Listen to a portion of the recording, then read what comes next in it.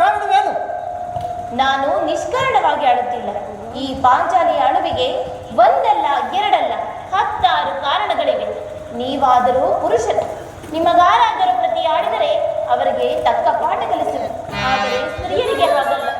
ಅನ್ನ ವಸ್ತ್ರಗಳಿಗಾಗಿ, ಆತ್ಮ ಗೌರವಗಳಿಗಾಗಿ ಅನ್ಯರ ಆಶ್ರಯ ಬೇಕು. ಪ್ರವೀಣ ಗುಣ, ಪರಾಧೀನ ಇಂತಹ ಸ್ತ್ರೀ ಜಾತಿಯನ್ನು ಅದೇನೆಂದು ಸೃಷ್ಟಿಸಿದೆ ದೇವ? ಏನೆಂದು ಸೃಷ್ಟಿಸಿದೆ?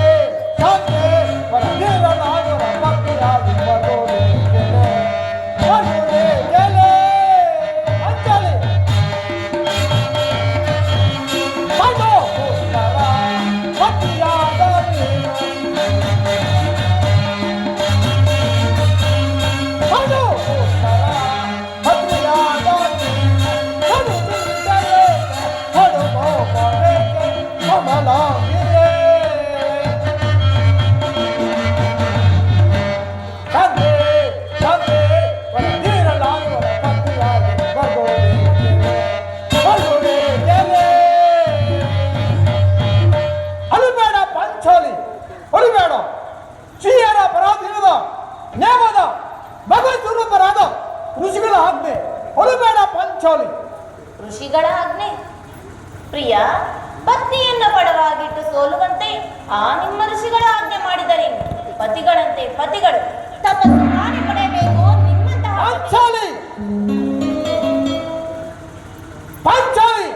ಅಣ್ಣನೊಂದು ದಿನ ಐವೇಗದಿಂದ ಈ ನಿಂದಿನ ನಮಗೆ ಸಾಯಬೇಕು ಬಿಟ್ಟಿದ್ದಲ್ಲ. ದ್ರೌಪದಿ ಪ್ರಿಯತಮೆ, ಅಣ್ಣನ ಅಪರಾಧ ಕ್ಷಮಿಸುವಂತೆ ನಾನು ಎಷ್ಟೋ ಸಾರಿ ಬೇಡಿಕೊಂಡಿರೋನು. ಆದರೆ ನೀನು ಶ್ರಮಿಸಿಲ್ಲ. ಅದು ಇರಲಿ, ಈಗ ನೀನಿಗೆ ಚಿಂತ ಮಕ್ಕಳಾಗಿರುವಳು. ತಿಳಿಸುವೆನು ಪ್ರಿಯ. ಆದರೆ ಅದರಿಂದಾಗುವ ಪ್ರಯೋಜನವಾದರೂ ಏನು? ಎಷ್ಟೇ ಆದರೂ ತಾವು ತಮ್ಮಣ್ಣನ ಆಜ್ಞಾಧಾರಕರಲ್ಲವೇ? ಯಾಕೆ? ಏನಾಯ್ತು? ಏನು ದ್ರೋಹದ ಮೂಲ ಸಂದೇಹವೇ? ಹಾಗಾದ್ರೆ ನನ್ನ ಸಂದೇಹವು ನಿಶ್ಚಯವಾಯಿತು. ಯಾರು ರಾಯಭಾರ ಹೋಗಿದ್ದಾರೆ? ಮತ್ಯಾರು? ನಮ್ಮಣ್ಣನಾದ ಶ್ರೀಕೃಷ್ಣ ಪರಮಾತ್ಮರು. ಗೋಪಿಕಾಂತರ ವಿಲಾಸ ಉತ್ಪನ್ನಗಳು ಮಗನಾದ ಆ ಯದುಪತಿ ಯುದ್ಧವನ್ನು ಮೆರವು ಸಮಿತ ಅರ್ಜುನನ್ನು ದಾರಿ ತಿಂದಿರುವಾಗಲೇ ಈಗಾಗಬಹುದು ನಾನು ತಿಳಿದಿದ್ದ ಪಾಂಚಾಲಿ. ಪ್ರಾಣೇಶ್ವರ, ಪಾಂಚಾಲಿ ಭಾನುಮತಿ ಏನು ಉತ್ತರ ಕೊಟ್ಟೆ? ಪ್ರಶ್ನೆಗೆ ಸರಿಯಾದ ಉತ್ತರವನ್ನೇ ಕೊಟ್ಟೆನು. ಏನದು? ನಿನ್ನ ಈ ಕಟ್ಟಿದ ಮುಡಿಯನ್ನು ಬಿಡಿಸುವ ತನಕ ನನ್ನ ಈ ಬಿಚ್ಚಿದ ಮುಡಿಯನ್ನು ಕಟ್ಟುವುದಿಲ್ಲವೇ ಭಾನುಮತಿ ಎಂದು. ಬಲೆ ಪಾಂಚಾಲಿ, ಬಲೆ ಚಮತ್ಕಾರದ ಉತ್ತರ ಕೊಟ್ಟೆ. ಆಹಾ ಪ್ರಿಯ ಸ್ವಾಮಿ, ಹೀಗೆ ಬರ್ತದೆ. ಸಮಯವಿದೆ ಸ್ವಾಮಿ. ಪಾಂಚಾಲಿ, ಸಮಯವಿದೆ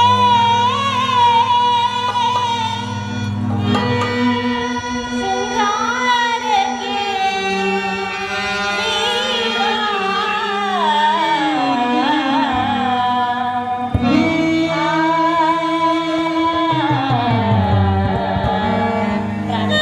ಪಾಂಚಾಲಿ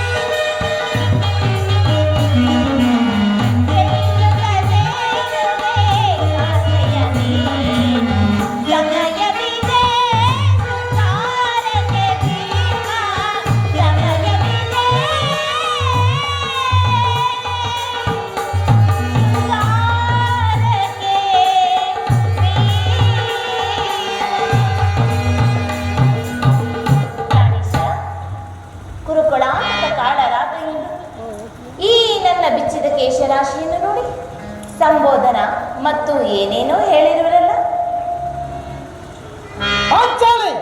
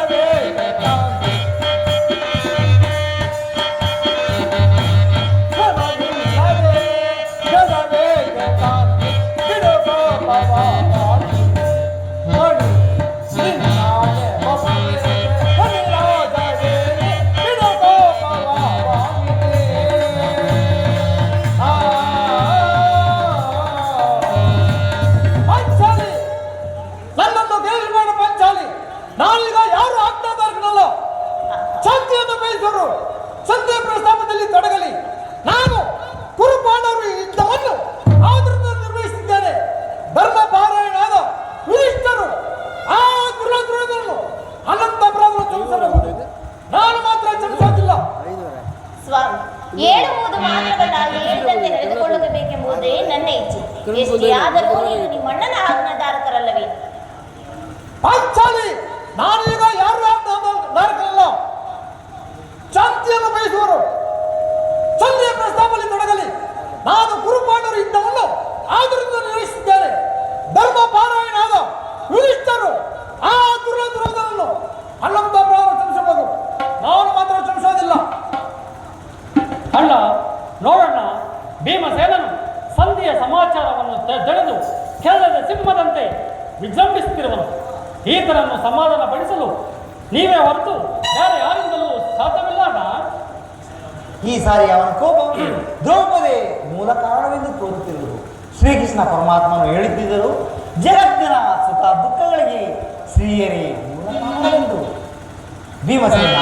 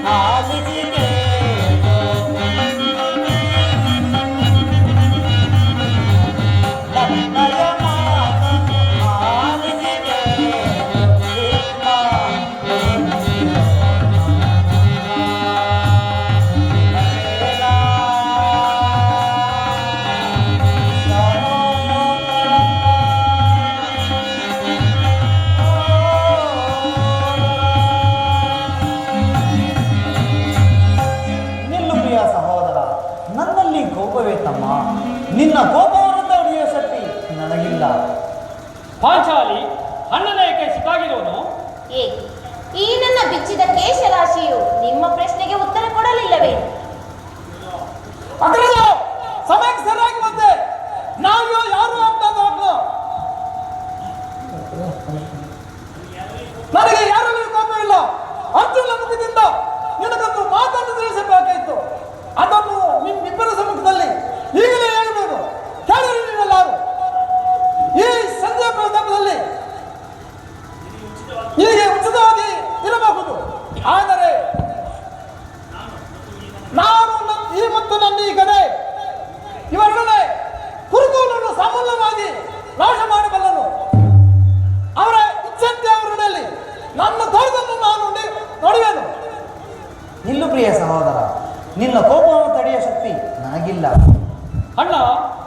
ಮಾಡಬೇಡ ಅಣ್ಣ. ಧರ್ಮರಾಯನು ನಮಗೆ ಹಿರಿಯವನು. ಆತನ ಮಾತಿಗೆ ವಿರುದ್ಧ ಯುದ್ಧವು ಪ್ರಾರಂಭಿಸುವುದು ಅನುಚಿತ. ಇದಕ್ಕೆ ನೀನೇನೇನೋ ಪಾಂಚಾಲಿ ಧರ್ಮ ಧರ್ಮ ಎಂದು ಪಾಂಚಾಲಿ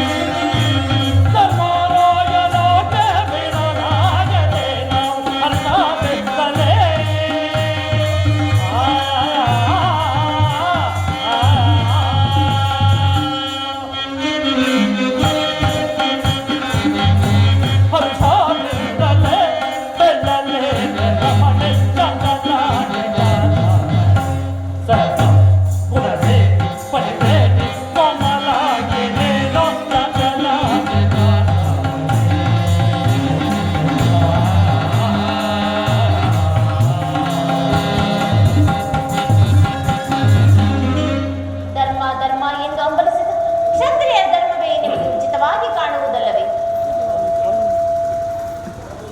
ಯುದ್ಧದಲ್ಲಿ ಶಾಂತಿ ರಕ್ಷಣೆಯು ಕ್ಷತ್ರಿಯರ ಪ್ರಥಮ ಕರ್ತವ್ಯ. ಪಾಂಚಾಲಿ, ನೀನು ನಮಗಾಗಿ ದುಃಖಿಸಬೇಕಾಗಿರುವುದು ಅದಕ್ಕಾಗಿ ಸಂಧಿಗಾದ ಪ್ರಯತ್ನ. ರಾಜೇಂದ್ರ, ದೌಮ್ಯನನ್ನು ಸಂಧಿಗೆ ಕಳುಹಿಸುವುದು ಇದೇನು ಮದುವೆ ಔತಣ ಅಲ್ಲವೆಂಬ ಪರಿಜ್ಞಾನವೂ ತಮಗೆ ಇಲ್ಲದೆ ಹೋಯಿತೆ. ಇಂದು ದೌಮ್ಯನನ್ನು ಸಂಧಿಗೆ ಕಳುಹಿಸಿ ಅಪಮಾನಕ್ಕೆ ಗುರಿ ಮಾಡುತ್ತಿರಲೆಂದು ನನಗೆ ಚಿಂತೆಯಾಗಿದೆ. ಅರ್ಜುನ,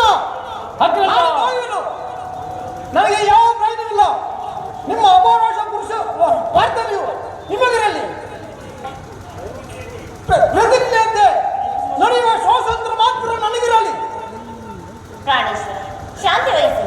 ಯದುಪತಿಯು ನಮ್ಮನ್ನು ನೋಡುತ್ತಾ ನಗುತ್ತಾ ಇತ್ತಲೇ ಬರುತ್ತಿರಲು. ರಾಜ್ಯಸಭೆಯ ಸಮಾಚಾರವು ತಿಳಿದ ನಂತರ ತಮ್ಮಿಷ್ಟಂತೆ ಏನು ಮಾಡಿ.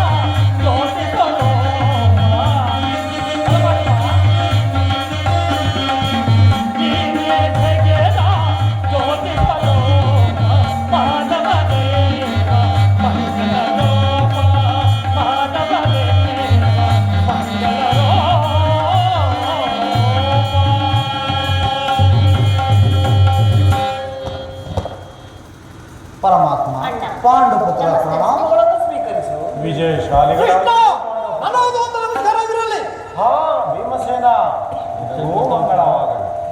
ಸ್ವಾಮಿ, ಹೋದ ಕಾರ್ಯವೇನಾಯಿತು? ಹೋದವರು ಯಾರು? ಕೃಷ್ಣನಲ್ಲವೇ? ಅಂದರೆ ಸಂಧಿಯ ವಿಚಾರ ನಡೆಯಲಿಲ್ಲವೇ?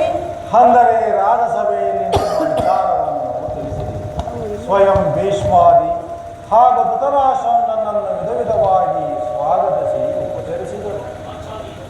ಪಾಂಚಾಲಿ, ಇಲ್ಲಿರುವುದು ನನಗೆ ಸಾಧ್ಯವಿಲ್ಲ. ಅವರ ಇಚ್ಛೆಯಂತೆ ಅವರು ನಡೆಯಲಿ. ನನಗೆ ತೋರಿದನ್ನು ನಾನು ಮಾಡುವೆನು. ಪ್ರಾಣೇಶ್ವರ, ಶಾಂತಿ ವಹಿಸಿ. ನಮ್ಮಣ್ಣನ ಮಾತನ್ನು ಕೇಳುವಂತವರಾಗಿ.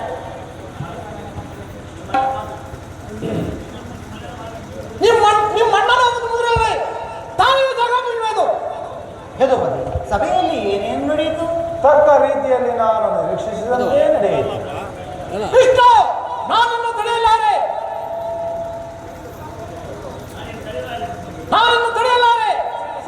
ರುಕ್ಮಾಣಿಪತಿ, ಈ ಸಮಸ್ಯೆ ಸಂಧಿಯು ನನಗೊಪ್ಪದು.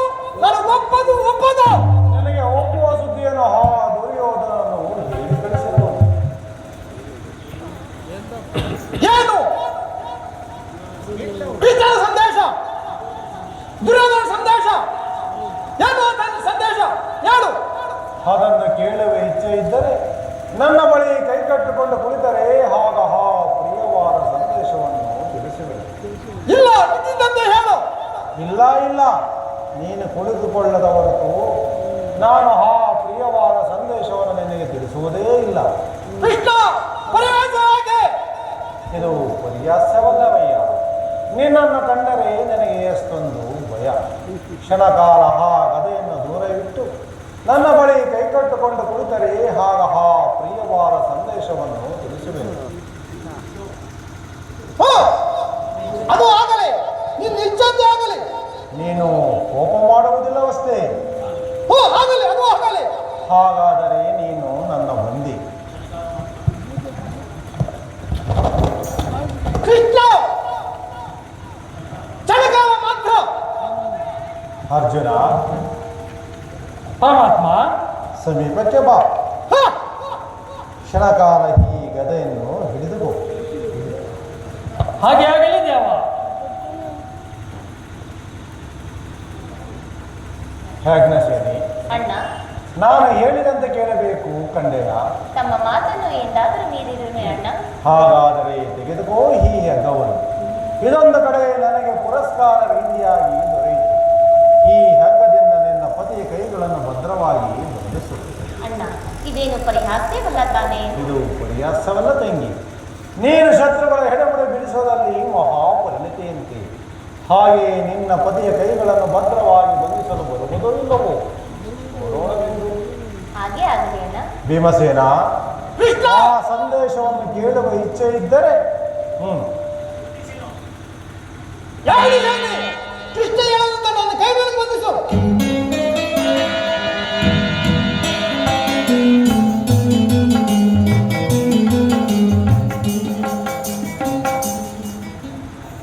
ಈಗ ಎಲ್ಲರೂ ಕೇಳಿ. ಈ ಭೀಮಸೇನನ್ನು ಬಂಧಿಸಿರುವ ಹಗ್ಗವು ಇಂದು ರಾಜಸಭೆಯಲ್ಲಿ ಎಲ್ಲ ಅಂಗಾಂಗಗಳನ್ನು ಬಂಧಿಸಲು. ಯಾರ್ಯಾರು ಈ ಕಾರ್ಯವನ್ನು ಮಾಡಿದವರು?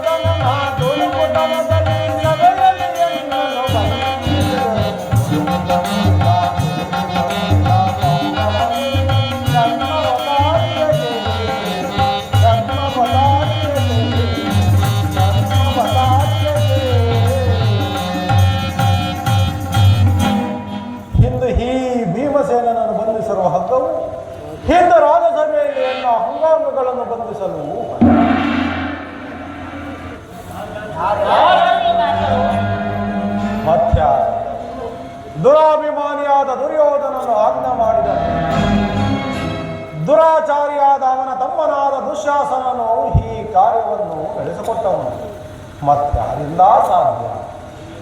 ಕೃಷ್ಣ, ಈ ಅಕ್ಕವನ್ನು ಬಂಧಿಸಿದವರು ಯಾರು? ಆ ದುರಾತ್ಮರು ನೀಚಕೃತ್ಯದಿಂದ ಆ ದುರ್ಯೋಧನ ಶಿಖರವನ್ನೇ ಮುಟ್ಟಿದ್ದು, ದುರ್ಯೋಧನ ಶಿಖರವನ್ನೇ ಮುಟ್ಟಿದ್ದು. ನಮ್ಮ ಪ್ರಿಯಬಂಧವಾದ ಆ ಕೃಷ್ಣನು ವ್ಯಾಕೃತಿ ಸೇನೆಯನ್ನು, ಪಾಂಡು ಪುತ್ರರನ್ನು, ಪಾಂಡು ಕೌರವರನ್ನು ಈ ರೀತಿ ಅಪಮಾನ ಪಡಿಸಿದ್ದಾರೆ.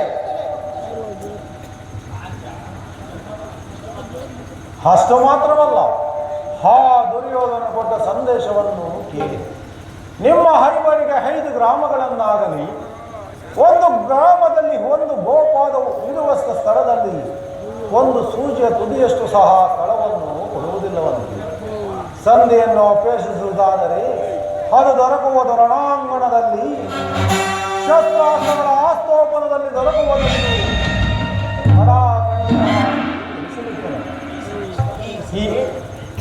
ಈಗ ಅದರಂತೆ ಮಾಡಲು ಹೇಗೆ ಸಾಧ್ಯ?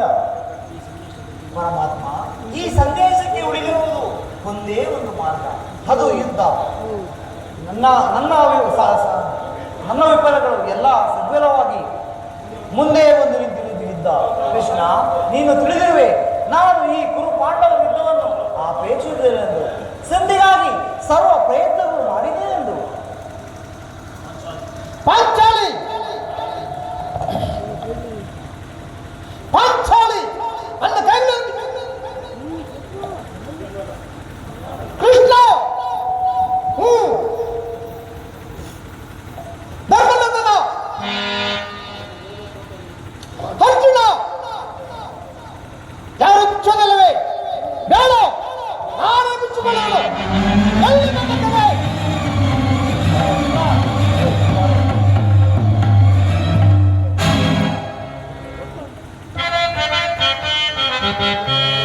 ಬಲ ಬಲ ನನ್ನ ಯಾರು ಬೆಚ್ಚಬರೋ?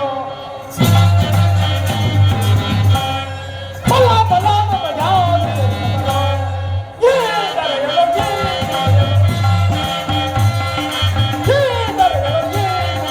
ಬಲ ಬಲ ನನ್ನ ಯಾರು ಬೆಚ್ಚಬರೋ?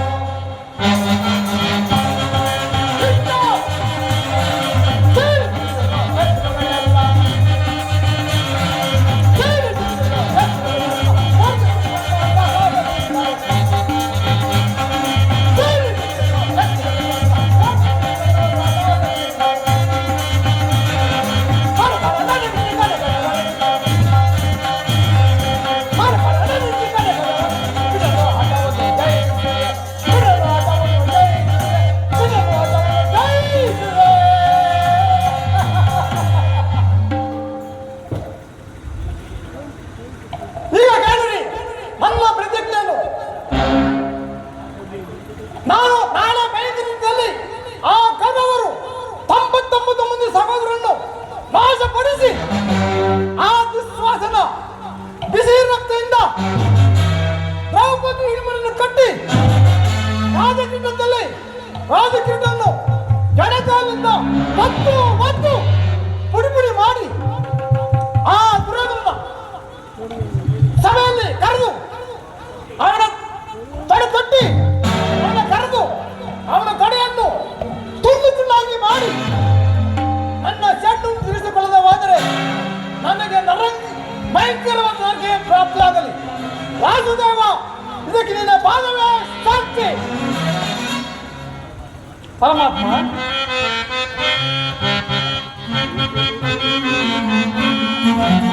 ದೇವಕಿ ವರನಂದನ